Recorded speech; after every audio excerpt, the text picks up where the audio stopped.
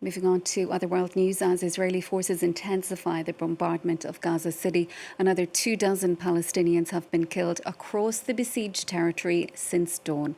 The dead include 6 people who'd been waiting for desperately needed humanitarian aid. The Israeli military intends to take control of Gaza City and neighbouring refugee camps, some of the most densely populated areas in the enclave. Adding to the dire humanitarian situation, Gaza has been experiencing a spell of extreme heat, which is particularly difficult for displaced residents living in tents and makeshift shelters. Well, women and children make up a majority of those who've been killed since Israel began its offensive nearly 2 years ago. Experts warn that those who survived the war, particularly children who've been badly wounded or lost all of their loved ones, will be left not just with physical scars, but with the kind of trauma that can last a lifetime. Surveys carried out before this latest war already indicated that half of Gaza's children had post-traumatic stress disorder. Well, to discuss, we're joined by Zahra Legris, a mental health activity manager for Médecins Sans Frontières in Gaza. Thanks so much for being with us on the programme this evening, Zahra. You have been to Gaza multiple times since the October 7th Hamas attacks, as recently as last month, I believe, providing mental health supports to people there. Just tell us how exactly you provide those supports to people who are living in such dire circumstances, many of whom have been seriously injured as well as physically wounded. Thank you for having me. So within MSF France's activity, we are supporting a lot of the people that you're showing on the screen at the moment who have physical injuries that need orthopedic, plastics, burns related medical intervention. And embedded in all our medical activity, we have mental health support. So my work is to manage and support a team of about 20 people from Gaza who are psychologists, social workers, and counselors who try to support people through their medical recovery. You mentioned a few statistics in your bulletin. There are large numbers of people suffering with trauma, and if those symptoms and situations go unsupported from professional support, then there's a risk of developing more severe mental disorders such as PTSD or depression. So our role is to try and support people early on in their medical journey. And indeed, we're meeting people who are increasingly exposed to very violent physical trauma at the moment. Yeah, and given the risk to life, the devastating conditions that people are living in, many of them not even having enough to eat, a safe place to sleep, they can't even get away from the heat. Is mental health still something that should be prioritised, given the basic difficulties of just simply surviving at the moment for so many people there? I think we're very lucky that we can continue to prioritise mental health support.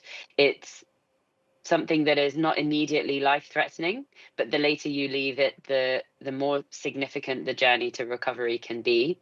And certainly in the context of Gaza, with the duration of this conflict and war, with a lot of displacement, where there is very little safe space. The last time I spoke to your colleagues on this programme, there was a humanitarian safe zone in February. There is no longer. There is nowhere that is safe. People are desperate for food, for water, which is necessary for hygiene as well, and other aspects of dignity. There's increasing stress, and all of those factors impact people's resilience to cope with what they're living through. This is a population who are no stranger to blockade and occupation and are very resilient in the face of it, but eroding their coping mechanisms, the basic coping mechanisms of society, creates a great challenge. So I would argue, maybe I'm biased, mental health is definitely necessary as a priority.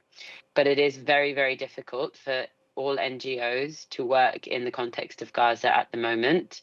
We are being increasingly constrained, not just for resources, but where we can work safely and how we can operate with assurances or agreements from the parties around. So it makes it a very resource constrained setting.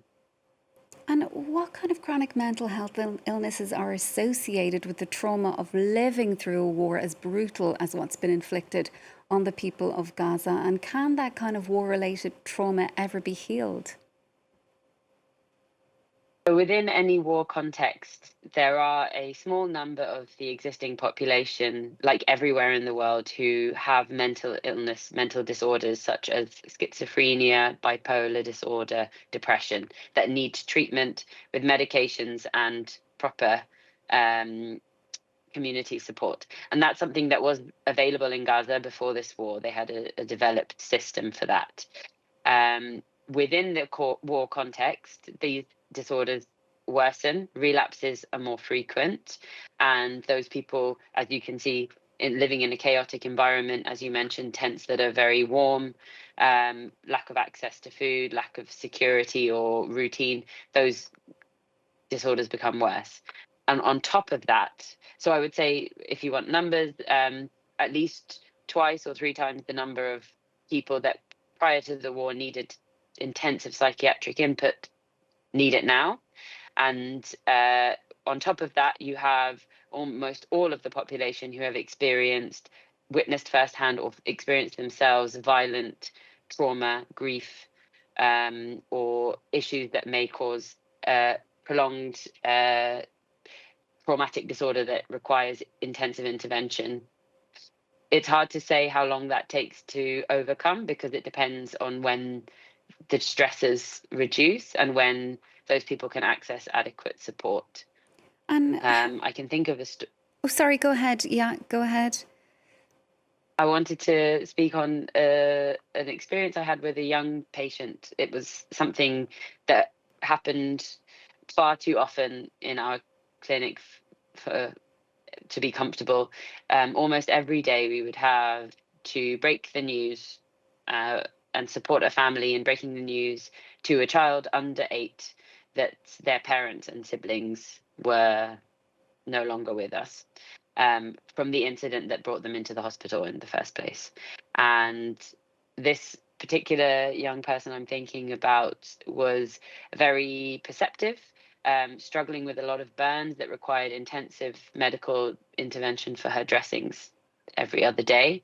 And she started to refuse that intervention because she could tell that something was wrong, that the adults in the room knew something that she didn't know.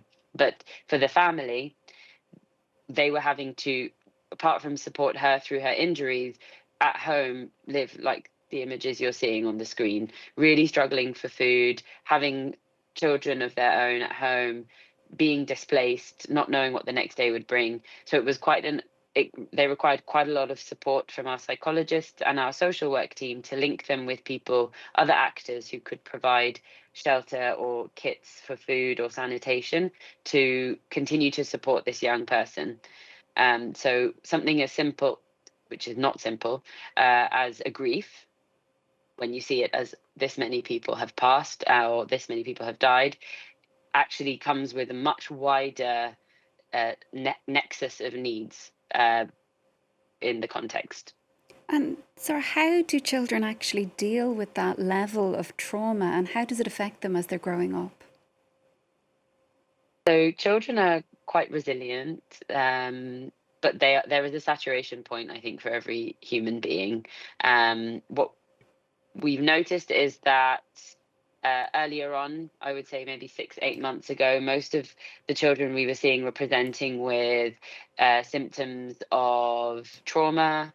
So that's sometimes flashbacks, nightmares, experiences of what they witnessed. Now, due to the chronicity, what we're noticing is there's just a huge amount of anxiety. It's turned into a general state of anxiety. There is a bit more aggression or agitation because their young nervous systems are at such a heightened state for so long. And there's often symptoms such as bedwetting or other kind of behavioral challenges. And what we try to do is support the families to nurture and create a safe space for the children as much as is possible. And we also try, while they're in the environment of the hospital, to promote a sense of normality, play, schooling, nothing particularly formal. It is a hospital after all, and schools have not been able to run, but that sense of routine and structure that children really crave to be contained. So we try to do those sorts of initiatives as well as the more therapeutic initiatives as well. And it's really wonderful to see the children responding to the play, the music. We have a pair of clowns that do join as well, just to bring that sense of childhood back. And how do you and your colleagues look after your own mental health working in such difficult circumstances? You know, it's difficult enough for people who are just watching these images on their TV screens. You're actually living it and you're working with people on the ground in Gaza. How do you deal with that when you go back home? How do your colleagues deal with it? My colleagues in Gaza are really, they're the most gracious, and they're a real testament to resilience. To be honest, they are people who have been displaced upwards of 10 times, and they've held on to their integrity through wanting to work and support people around them. They feel a real sense of camaraderie and they support each other in the workplace. And they, especially the mental health team, they are coming to work and absorbing a lot of difficult emotion from the patients around them, and having to manage with that is something that I still haven't quite understood. And if I learn it one day, I think I'll be very pleased with that, because they really are a testament to the resilience of people. And I think it's a way of also coping with the situation, to have that sense of purpose. Well, Zahra, thanks so much for joining us in the programme and for talking us through all of that and for all the work that you're doing over there. That is Zahra Legris, Mental Health Activity Manager for Médecins Sans Frontières.